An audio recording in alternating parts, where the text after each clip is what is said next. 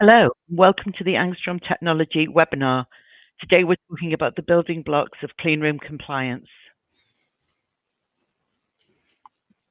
Today we're going to be covering pre-project compliance, design compliance, installation compliance, operation and performance compliance, servicing and requalification, and compliance during use. If you have any questions during the webinar, you can enter those in the chat on the side, and we'll be carrying out a short Q&A session at the end. We had a few questions come in during the build-up to this, which were already pre-populated, if you can see those there. So we're going to answer a mix of pre-populated and live questions as well. So let's start with an introduction to Simon and me and an introduction to Angstrom Technology. I'm Joan Benson. I'm the compliance manager and the quality assurance manager at Angstrom Technology. My background has been almost all in the pharmaceutical industry, and I have 20 years experience as a head of production on 6 MHRA licenses, 6 years as a person designate on human application licenses for the HTA, and I've spent 20 years facing regulatory inspectors. I'm a QMS auditor, lead auditor for the pharmaceutical industry, and a global subject matter expert for GMP.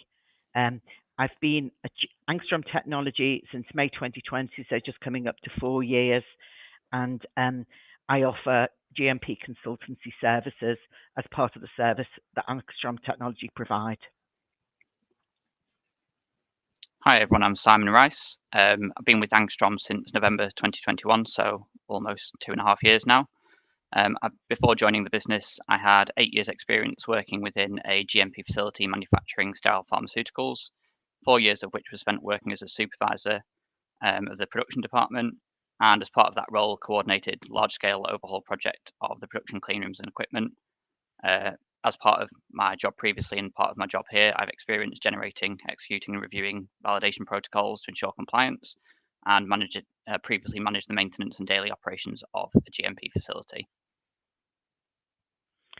So let's talk a little bit about Angstrom Technology if you're not familiar with the company already. We're a global cleanroom and specialist environmental provider. We have offices located across North America and Europe with a global supply chain. We have experience across multiple industries, and we offer a full turnkey solution. So our UK business has supplied clean rooms from Norway to Malaysia by way of Angola. Our US business has supplied clean rooms from Canada to Mexico via the whole continental USA. And when I say we offer a full turnkey solution, we really do everything for clean rooms. We do design and build, we provide training, we provide validation, requalification of clean rooms, and we provide consumables for your clean room. So it really is a true turnkey.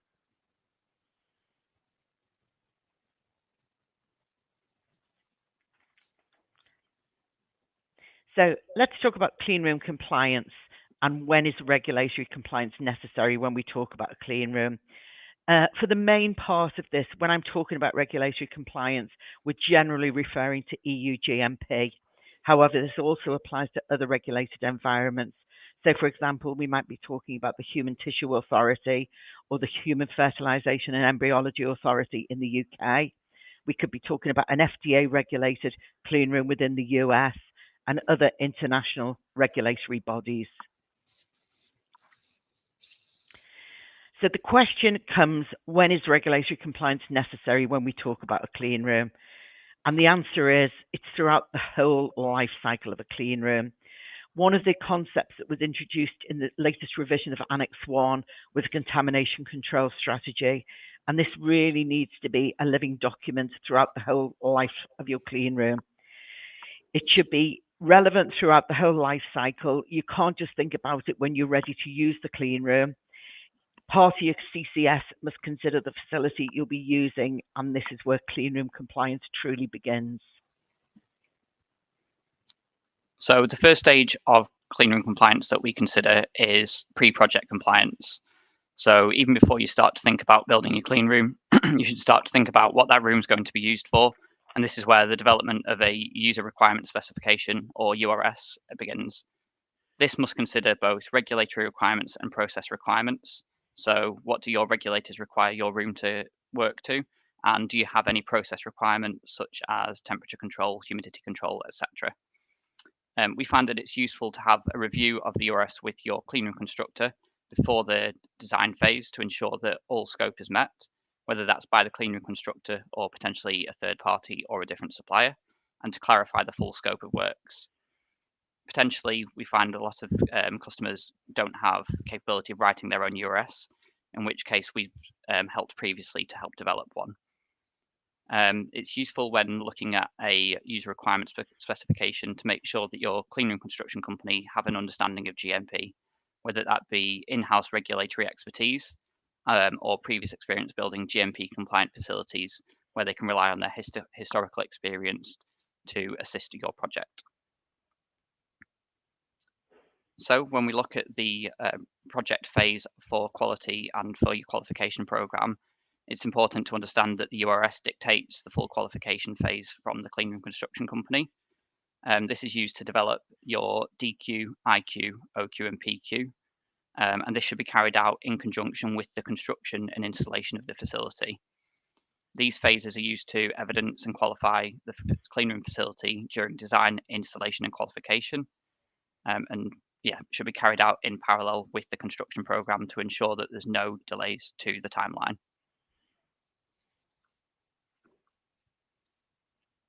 So with pre-project compliance, there's a number of factors to consider. You need to have a look at your layout and ensure that it's going to be compliant, whether that's regulatory compliance or what you're looking at using your room for. Do you need cubicles for staff privacy when removing outdoor clothing if they're going into higher grade clean rooms? Do you have a certain personnel, material, final product and waste flows considered, and how all of these are going to interact with each other? Do you have any unidirectional routes for personnel and material who might be entering or leaving grade B areas? It's also useful to understand the pressure cascade and what's required from a regulatory and process-driven perspective. For GMP, it's recommended a minimum 10 pascals difference between rooms at different grades. But if you have a process requirement, such as working with cytotoxics or radiation, the need for a negative pressure containment or bubble or sink airlocks might be necessary. Before you start to build your room, you should start to consider your cleaning and disinfection agents that you're planning to use in there, and think ahead that the materials of construction that the room is going to be built of. Certain cleaning agents might require different construction materials due to their aggressive cleaning nature, such as VHP. And it's also worth considering any monitoring system requirements. Do you have any critical parameters such as temperature or humidity that you need to continuously monitor throughout your use of the clean room? So let's start to have a look at how we prove this compliance that we're talking about. So the first stage is generally design compliance. We have a generation of our design drawings. We have the execution of design qualification, DQ, and we also might have a functional design specification. All of these should be used against the URS that has been provided. We need to understand where validation and qualification of the URS requirements will occur throughout the qualification life cycle. The use of a protocol tracker can provide an overview of the scope of each qualification stage. And you should take a note that throughout validation, an independent review of documentation should be conducted. We are able to do this as a company. Our engineers actually provide the validation service, and then Simon and I both provide a quality function where we actually review the data that the engineers have produced. So you have an independent quality review on that. So to give you an example of DQ execution, we might verify that suitable materials provided by the cleanroom construction company. So Simon's talked about maybe using aggressive chemicals, and we can then evidence during design qualification that the materials of construction we've used are suitable for use with those aggressive chemicals. We should consider the URS for requalification requirements in the future. So we're not just talking about the initial validation, we're talking about additional validations throughout the life cycle of your clean room. What will you have to do to keep your clean room operating correctly? And the validation protocol tracker is really important. And with complex projects where you might have more than one URS in place, it's really good to have this to know exactly where you're up to with your validation progress. So generally, the next stage would be installation compliance when we work on installation qualification or IQ. and this verifies the correct installation against the design drawings and the specifications. We also use commissioning data to support the qualification process. So we'll be looking for suitable subcontractor documentation, for example, to prove the commissioning of HVAC systems.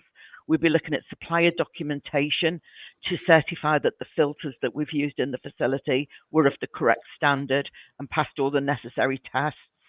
We'll be looking at each drawing and each document that has been created during the project and verifying that the build of the clean room matches up with exactly what is in those drawings. And we'll look at the architectural and the functional components. So this can be as simple as looking at whether the dimensions of a room are correct, whether the windows are in the correct place, vision panels, etc. But then it can also include really complex systems. So you might be looking at, have we installed gases into the room? Have we installed compressed air into the room? So it can literally go to any extent on the installation qualification. Once the install is complete, we then start to look at qualification compliance. So we're now testing the room to make sure that it's operating and functioning as intended. There's two stages to this. There's the operational qualification OQ, where we test the room with all equipment in place but not running, and this qualifies the room in the at-rest state. And there's the performance qualification, i.e. PQ, testing the room with equipment running and routine personnel simulating work, and this will qualify the room in the operational state. This is generally your most challenging state, so we're looking at a simulated process where you'd expect to have the normal numbers of operators in the clean room simulating tasks and looking at how the room performs in this situation. It's useful during the OQ and PQ stages to make sure that the cleanroom constructor and validation team that are part of your project have an understanding of how GMP and ISO 14644 interact. Part of the tests that are dictated by GMP reference the ISO 14644 standards on how those tests should be carried out. It's useful to make sure that you have appropriately trained validation and qualification engineers. You need to make sure that these engineers who are testing and qualifying your facility understand how the tests should be performed and understand the impact of the work on GMP and quality. It's useful to witness the testing. We generally see in a URS the wording that the customers should be able to witness any testing at any stage, and we generally encourage that to ensure that they can see the tests are carried out according to their requirements. And there's additional benefits these days of live review of documentation. So we utilize Teams to carry out a live review of the data entered by the engineers, as Joan mentioned earlier. This allows us to get real-time insight into how the qualification work is going, so we can see if there's any data that needs checking at that point and have live communication with the engineers in case they have any queries. So what tests need to be carried out during OQ and PQ? According to EU GMP, there's a list of tests which should be carried out. However, this is when relevant to the design operation of the installation. So there's a combination of regulatory requirements, which is filter integrity testing, airflow tests, whether that's volume or velocity, air pressure difference tests to measure the pressure differential between rooms of differing grades, airflow direction test and visualization, microbial monitoring and surface contamination, and recovery testing. And there's also a combination of process-driven requirements. So if your product needs to be manufactured in an area which has temperature and humidity control, or if you're working in a room that has a level of containment, these tests should also be considered, but should be determined via risk assessment.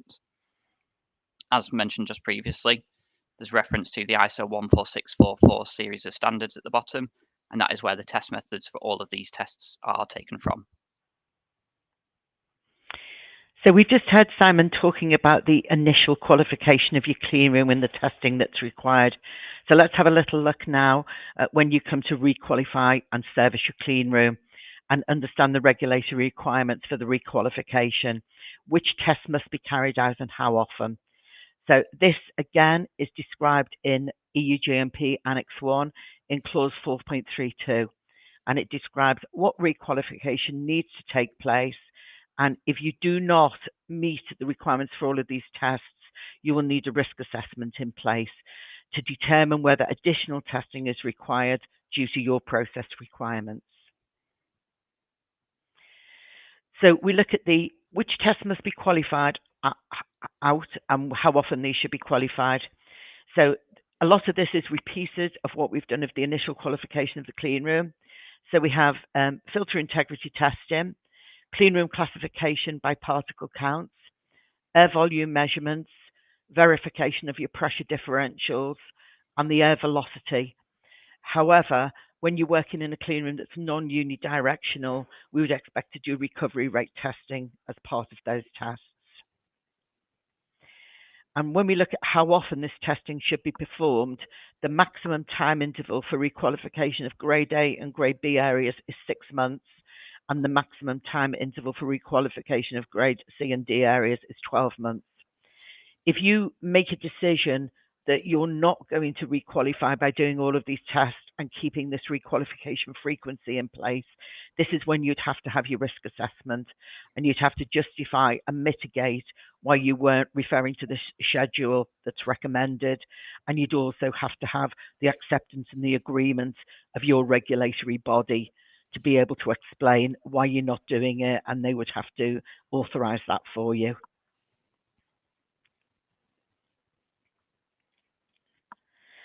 So when we talk about servicing and requalification, it's very important that this is part of your planned preventative maintenance program. You can't just say, I'm going to service and requalify my clean room now. You may need to look at when you have shutdown periods in your process, and you can say, I can fit this validation in at this time. How do you create a PPM schedule if you've no previous data? And the answer is that you develop this according to how you use your clean room and the impact of the outside environment of your clean room. So you initially should utilize the clean room construction company's knowledge of rooms and environments and their recommended servicing visits. So you might be looking at when to change out your parts, when to change out your pre-filters, etc. And then over the life cycle of your clean room, you develop your preventive maintenance program by analyzing the facility performance. So for example, changing out your pre-filters might be required more frequently if the background environment is dirtier, or less often if the background is in a preconditioned. So your clean room might be in a room that is already has HVAC control, already has air conditioning, in which case your filters will probably last longer in that type of environment. And then always work around your planned shutdowns to minimize the downtime of your clean room. So we've finished qualifying our rooms. We've considered the requalification and planned preventative maintenance schedule. Once a room is qualified, does it stay compliant? The answer is no. If a room is not used in the correct way, using best practices and following procedures, compliance cannot be guaranteed. This is where you need to consider compliance during use. So this all ties back into your contamination control strategy. So you should look at having adequately trained staff who are appropriately gowned, who are using a validated cleaning and disinfection program in place using suitable cleaning agents, an environmental monitoring system and trend analysis in place, making sure that your SOPs are followed correctly and that you have compliant equipment and furniture in place for the operators to use. So there's a few considerations when we look at this. Who trains your staff? Do you have in-house expertise to train them, or do you need to go externally? Do the staff understand that the behaviours that are required when working in a controlled environment are different to working in a general office space or lab? Do you have gowning materials that meet regulatory requirements? So have you considered the level of clothing that your operators need to wear when they go into different grades? Does it need to be sterile or non-sterile? And where and when do they put on these items? For cleaning agents, are they suitable and validated? So you can't just use a general detergent. When you work within a regulated clean room, you have to make sure that all your products are provided with a certificate of analysis so you know what testing they've gone through. For your environmental monitoring, can you carry that out in-house, or do you need to go external again? For your SOPs, do you have the capability to write these SOPs on your process? It's useful to have the team that work in the clean room having insight into these, as they will know how the procedures work with their facility. And for furniture and equipment, is it fit for use? Is it suitable for use in a clean room, and will it work correctly with your cleaning and disinfection agents? Well, we talked about the materials of construction for your clean room being suitable. The furniture and equipment must also be considered. So let's have a look now at your existing clean room. And what we're really going to talk about here is If you have an existing clean room and the regulations change, how can that impact you? So if you have a new regulation which comes into place, so to use an example, it's a recent regulation, it was a revision of EU GMP Annex 1. Does your clean room meet those new requirements? And you might want to look at that internally, but you might also want to look at having a gap analysis, which is a really useful tool to determine whether the changes to regulations have an impact on your facility. So you should review your existing clean room against the new or the updated regulations. So a gap analysis audit, you could use an internal auditor for that, and they have a deep understanding of how the facility is used and how the process is carried out. Or you could look at using an external auditor who might have a fresh perspective and an independent viewpoint and might potentially have a broader knowledge of the regulatory requirements. If it's an external audit, it really needs to be independent and needs to be an unbiased opinion. There should be no conflict of interest at all if you're using an external auditor. And the last thing we talk about here is regulatory inspections. And I always bring up the point that there is a difference between an inspection and an audit. When you have an audit, the auditor can make comments on your facility. A regulatory inspector can actually close your facility down if they are not satisfied with what they see. So we use the term inspection ready. Are you ready for your inspection? And what do you need to do to prepare?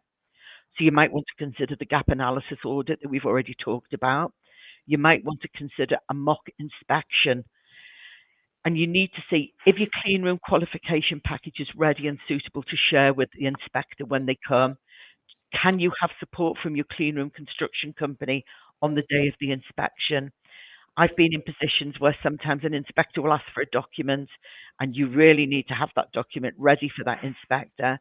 And sometimes it's a fact of life. You just can't find it instantly. So what we say to our customers is when you're having your regulatory inspection, we can actually be on standby for it. We can provide that service. We can be the person who finds that missing document or that missing drawing so you can provide it to your inspector and make sure they're happy with what they've actually seen at that inspection. The other thing you need to remember is I'm referring here to a first inspection on a new clean room, but it also applies to subsequent inspections. And if you're new to inspections, you may not know what to inspect, and that's where tools like a mock inspection can be really useful. So our final point that we're going to touch on today is regulatory updates. And are you aware of updates to regulatory requirements?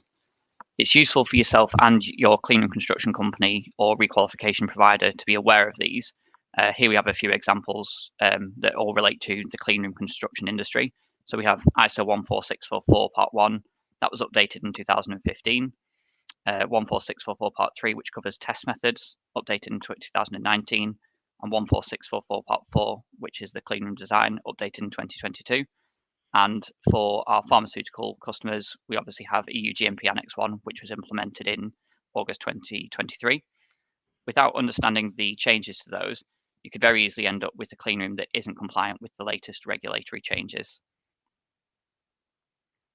So, in summary, compliance of a cleanroom is required throughout your full life cycle, from pre-project through to design and build, installation, operation and performance, servicing and requalification, and compliance during use. Thank you for your time today. We're now going to answer any questions that you have. I'm just going to get these up on the screen now.